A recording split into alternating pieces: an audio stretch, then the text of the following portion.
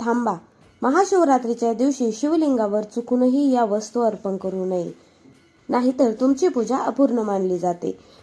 त्या वस्तू कोणत्या आहेत, चला जाणून घेऊया. सगळ्यात पहिली वस्तू म्हणजे केतकीचे फूल. शिवलिंगावर अर्पण करू नये.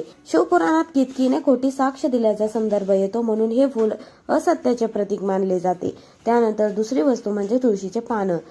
शिवलिंगावर तुळस अर्पण करू नये. तुळस विष्णुप्रिय आहे आणि प्रत्येक देवतेची पूजा ही वेगळी परंपरा असते.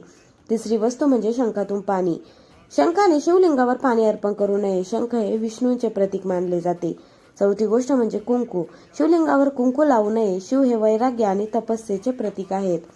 पाचवी वस्तू म्हणजे तुटलेली कोमजलेली फुले. पूजेमध्ये शुद्धता आणि आदर महत्वाचा असतो, त्यामुळे कोमजलेली